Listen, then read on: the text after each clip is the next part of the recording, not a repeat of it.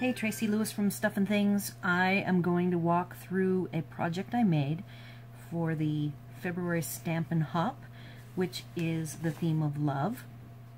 And so I'm going to start by sharing the best way I have found to cut out the small butterfly.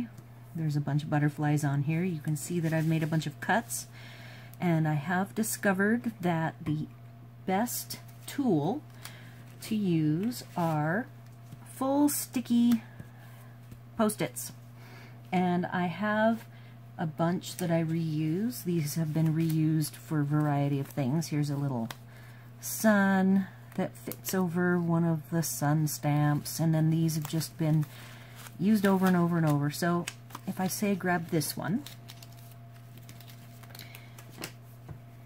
and I'm going to use that. I've got my punch open. I have found that you don't want to waste any of the butterflies, so I have to cut them out, and I drew, you need a little bit, doesn't have to be quite 1/8 of an inch around the perimeter of the butterfly, but there is just a little bit of an overlap. So when you cut out the butterfly, most of them do have plenty of what I would call headroom. So when I cut out this guy, I just make sure I leave a little room on the next one, and I usually cut out a bunch. I'd say this green and blue are the closest you're going to find. The way they designed this was really good to give you plenty of room to cut out each of these butterflies.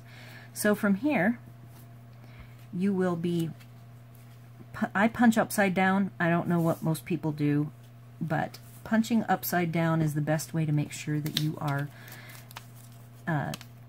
in the right spot perfectly. The full sheet Post-it notes, it's not really full. The top, I'd say 1/4 of an inch here, has no stickum. So just be aware that when you buy these, that is the way it is.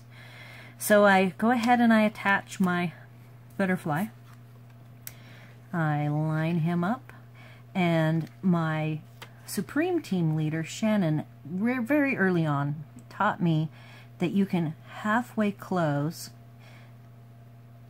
not all the way and not enough to cut it, and then you eyeball it and make sure it is exactly what you want, and then you commit to the cut.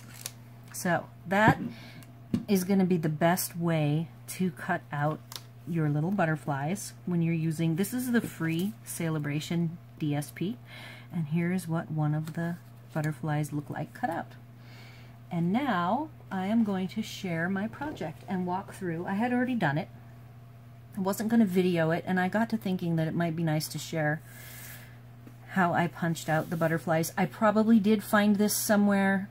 This trick or technique was either taught to me, but it's been so long now that it's just something that I just do.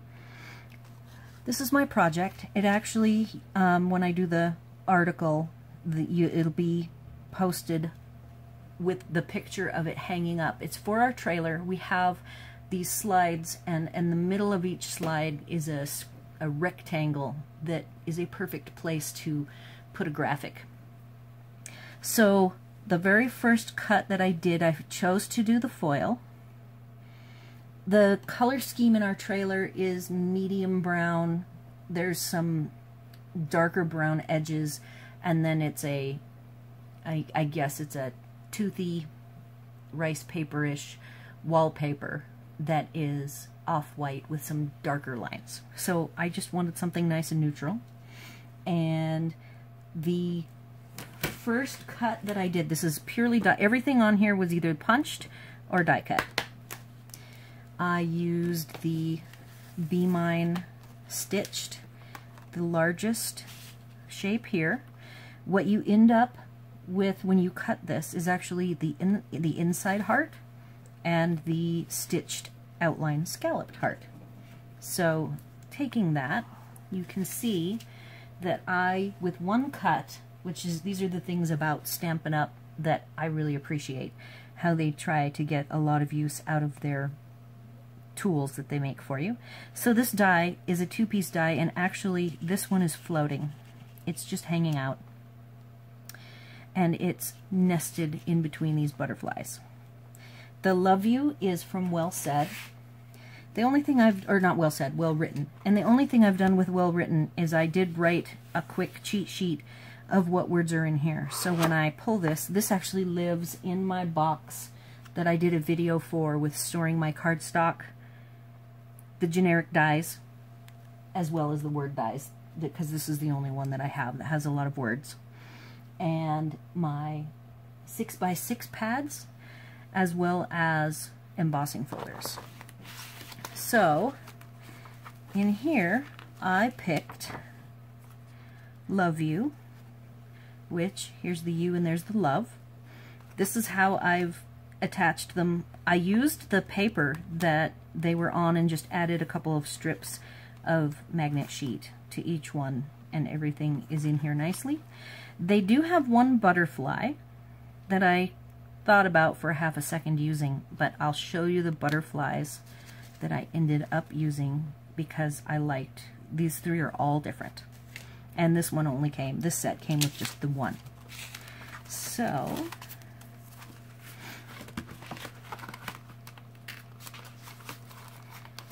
on to the butterflies. Oh, I will show you the folder. So, you can't see it, but behind the butterflies you'll see the quilting or the tufting, and that is because I did use the tufted embossing folder on the inner heart.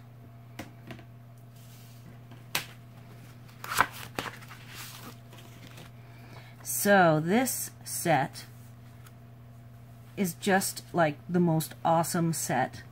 I had butterflies in abundance in the past. After everything was gone, I then had made a purchase of a butterfly set that then retired, and I had a customer who really wanted the retired butterflies, so I went ahead and sold them to her, leaving me with no butterflies. So until now, from June until now, I have lived without butterflies, and yes, I did survive, but I am very thrilled. And I picked from, there's multiples of these, you'll see, so that you can get, when you're doing small work that you want lots of repeats. Now I want to show you that there is a difference. This has 3 dots and that has 3 lines. So there are 2 versions of this butterfly. Then the smaller sideways or side view, full view, are also a variety of different ones. In fact, I believe these 2 are the same. That one is different and that one is different. So you, and that's it. So I mean, there's just, you've got to look. And I think all of these little tiny guys are all the same. Then we go into, oh, here's even more. So I believe those are the 3 different types of tiny butterflies. Then I believe this outline also can add a back layer to the sideways butterflies, and you can add a back behind layer to all 4 of these with this outline. See, now I'm off the page here. Alright, so that's kind of how the whole butterfly, if you've seen it but you haven't bought it yet, or you have it and you haven't had a chance to look at it yet, this is pretty much how it breaks down. Lots of teeny tiny butterflies, 4 of the flat small butterflies, sideways butterflies, there's 2, actually there's, I think, 3 designs of these 4 butterflies. And I think something about the tooling, you know, they have this tooling, they have these metal sheets that get cut, lasered, however they're done. And I think that it's really nice that they're using all of whatever it is, every square inch, to fill it with just the most of any one theme that they sell that they can possibly make. So back to me. I picked one of each of these, the one with the holes, and then one with the holes and the bottom opening, and that one. So those are the ones I chose to cut to make my final artwork to hang on the wall, and I used the corrugated on, this is just a piece of Very Vanilla. I will tell you, I forgot to spray with water the Very Vanilla, and it is a very, in what I have now, I'm now in a pretty dry environment, so I cracked it into a bunch of pieces. So I highly urge you to mist to wetten both sides of your cardstock before you use the corrugated, because if your cardstock is very dry, it will crack into a bunch of pieces.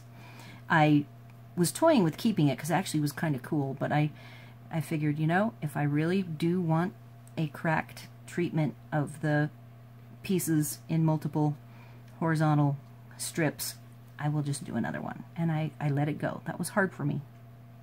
So that is my project for the Stampin' Up blog hop with the theme Love, and it is my wall art for Valentine's, and